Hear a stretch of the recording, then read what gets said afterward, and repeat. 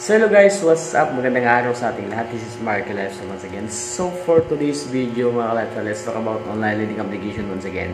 So sa lahat po ng mga nag-aabang, sa lahat po ng mga solid subscribers natin na nag-aabang ng latest updates about online learning application, stay tuned lang po lagi tayo dahil every now and then po nagre-research po talaga ako ng mga latest updates, latest scoop na pwedeng makatulong sa inyo, especially dun sa mga lugmok na talaga sa problema dala ng online learning application. So ganito yan mga ka-lifestyle, lahat kung may problema ka sa online learning application and then akala mo wala nang solusyon and makukulong ka na, nagkakamali po kayo, lahat po ng problema po talaga is may solusyon. Huwag po kayong matakot, especially wag po kayong padadala sa mga pagbabanta ng mga online learning application. So gawain na po talaga nila yan dati-dati pa nang isinilang tong OLA na to, Pero take note, walang nakulong, Walang nakulong. Then sa mga nagtatanong always about sa mga online learning application na bumibisita, yes, merong ilan na na-prove ko na bumibisita talaga, pero isa lang yung alam ko na pag-alaman ko. Ito yung Digido. Digido lang talaga. Pero doon yun sa Luzon area, pero sa Mindanao, Visayas, never po talaga silang bumisita. So wag po kayong matakot. Pero doesn't mean talaga na mangutang na kayo doon, nang mangutang tapos wag bayaran. Hindi ko sinabi yun na mas maganda po talaga kung maayos yung pakikipag-settle natin sa mga online lending application para magaan sa kalooban. And ito pa mga ka-lifestyle, maraming mga online lending application ngayon na sobrang lalaki ng interest, Meron ding mga online lending application, believe me or not, meron mga online lending application na sa iOS mo lang makita na wala sa Android, Ito sila ay connected sa isa't isa, meaning iisa lang yung may-ari, Meron SEC registered or sabihin na natin SEC registered or hindi, and then mga nag-shutdown na, gumawa na naman ng ibang OLA, meron ganon. Maniwala kayo sa hindi. That's why yung iba nagtataka bakit rejected sila. Kasi nga, iisa lang yung may-ari. Connected sila sa isa't isa. So, naintindihan nyo ako, And then, in that way, magtataka kayo, gumamit kayo ng ibang number, then, gumamit kayo ng ibang number, malalaman pa rin yung identity nyo. Kasi, nag-fill in kayo sa ibang online lending application gamit yung information nyo. So that's why makukontak na naman kayo nung previous na loan natin. So ganun yun, So ito mga ka-lifestyle, yung mga bagong online lending application ngayon, sobrang lalaki ng interest, So gaya ni Funpera, actually si Funpera is dito bago. In example ko lang, si Funpera nag-loan dati. Dati nag-loan ako dati ng 4,000. So second loan ko to 4,000, hindi ko na maalala. Basta 4,000 yung second loan ko, and then yung na-receive ko lang is 2,400, yung 1,600 sa kanila. Sobrang laki, di ba? Sobrang laki ng processing fee. So bakit nila ginagawa yan? Bakit continue pa rin sila sa ganyang klaseng sistema? Kasi nga ganito yan mga ka-lifestyle, sinasadya nila ng sobrang laki kasi para if ever yung iba is hindi makabayad, yung iba naman makabayad, mabawing-bawi pa rin sila, So sa ganung halaga. So isipin nyo mga ka-lifestyle, ganun yung strategy ng mga online lending application. And then meron pa kasi marami talagang mga nagtatanong ganito magkaka-record ba? So hindi naman tayo madamot sa sagot, di ba? Sasagutin natin lahat yan.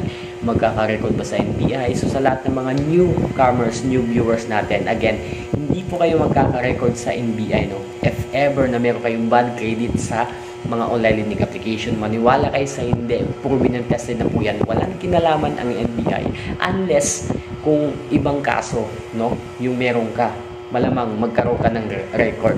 Pero pag usapang online lending application, meron kang bad credit history sa mga online lending application, wala, never, And then isa lang yung nalaman ko talaga bumibisita na online lending application, Digido lang talaga. Digido lang, pero sa Luzon area. Sa Mindanao, Visayas, safe na tayo. Pero it doesn't mean na mag-loan tayo sa Digido and then wag bayaran. Mali yun. Mali yung ganung klaseng mindset. So again mga ka-lifestyle, kung meron kayong problema sa online leading application, akala nyo wala nang solusyon, akala nyo makukulong na kayo agad, hindi naman ibig sabihin hindi ka nakabayad sa makukulong ka na agad. So merong mga due process, no? At sa pagkakaalam ko, walang nakukulong sa utang. So pero wag tayong mapakampante, no? So kasi baka yung mga ibang borrowers diyan gumagamit ng fake identity din, kumbaga pinepeke yung ID, lugar, which is pag napatunayan ng OLA na ganun yung ginagawa nyo, posibleng mabaliktad yung sitwasyon. Pero anyways, malabong mangyari din yun, ano? Kasi never din sila mag-complain sa NBI kasi baka yung matrace or yung malaman yung kanilang mga baluktot na mga sistema din. So again, sa lahat po ng mga may problema sa online lending application, sana unti-unti na po tayo nakaka-recover kasi gaya ng sabi ko, walang problema kung hindi nasusolusyonan, no? As long as i-share lang po talaga natin, mangala po tayo ng ibang information kung paano natin i-handle yung stress na dala ng online lending application. Pero mas maayos po talaga kung meron tayong maayos na settlement agreement, no? Kung sila ay nakiusap talaga ng maayos, hindi naman tayo hinaharas, para mas magaan sa kalooban, no? Mas magaan sa kalooban, hindi mabigat yung sa kalooban na yun napag-usapan natin. I mean, nag-usap ng maayos between two parties, no? Mas maganda yung ganun. Pero kung wala talaga tayong ibabayad, kasi yung nangyayari sa panahon ngayon mga ka-lifestyle, no? Tapal system, no? Which is naglulun tayo sa isang online lending application, then mayroon tayong upcoming due, naglulun tayo, pagtatapal natin hanggang hindi natin namalayan na lumobo or dumami na yung OLA natin, na which is nalubog na tayo, no? Na mahirap na talaga makabangon pag ganung klaseng sistema. So again, hindi naman natin hawak yung mga decision nyo, yung mga utak nyo, lahat.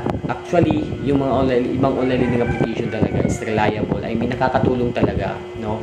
Nagkakataon lang talaga, nagkakaproblema tayo. Pero pwede natin itong pakiusapan sila, pwede natin balikan to,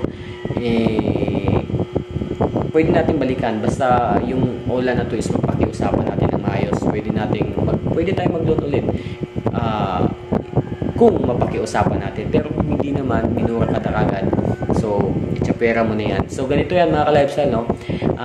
Kung gusto mo talagang safe, kung gusto mo talagang walang mahahassle pag nag-loan ka, as much as possible, yung ginagamit mong cellphone ay wag mo na lang lagyan ng I mean, dapat walang mga contacts para walang ma-involve, walang madamay na mga contacts natin. Kasi mahirap talaga pag nadadamay yung mga contacts natin. Nagtataka na lang sila at natatakot bigla dahil merong tumatawag na yon, ipapasama sa barangay kasi gagawing witness. So ganun, ano?